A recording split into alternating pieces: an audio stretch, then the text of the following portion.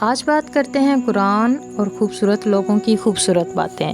حضرت امام غزالی فرماتے ہیں کہ حضرت ابن سماک کسی خلیفہ کے پاس تشریف لے گئے۔ وہ اس وقت پانی کا پیالہ پی رہا تھا۔ اس نے عرض کیا کہ مجھ کو کچھ نصیحت کیجیے۔ آپ نے فرمایا کہ فرض کرو یہ پیالہ پانی کا تم کو تمہارے تمام نکتی کے عوض ملتا، نہیں تو پیاسے رہتے تو تم نکتی سے دستبردار ہوتے یا نہیں؟ آپ نے فرمایا کہ پھر ایسے ملک پر خوشی مت کرو جس کی قیمت ایک گھونٹ پانی ہے۔ اس سے معلوم ہوا کہ اللہ تعالیٰ کی نعمت بندے پر پیاس کے وقت گھونٹ پانی میں ساری زمین کی سلطنت سے زیادہ ہے۔ قرآن کی آیت سورہ رحمان کا ترجمہ: پھر تم اپنے رب کی کس کس نعمت کو جھٹلاؤ گے؟ بے شک اللہ عز و جل کی ان گنت نعمتوں کا شمار ہی ممکن نہیں۔ ہر سانس ایک نعمت عظمیٰ ہے، اور کیا ہی خوب نصیب بنانے والا۔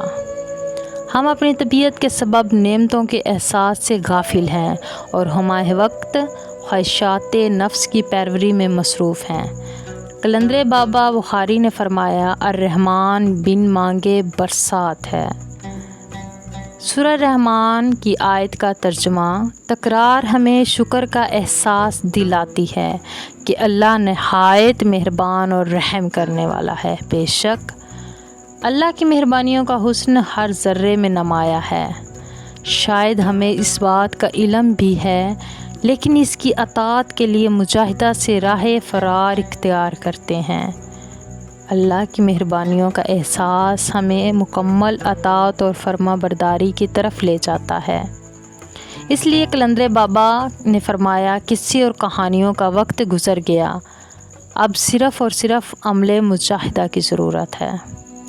آپ کا فیض قلبی تاریکی کو دور کر کے احساس کو روشن کرتا ہے اور ہمیں خود کو ہمہ وقت اللہ کے روبرو تصور کرنا شروع کر دیتے ہیں۔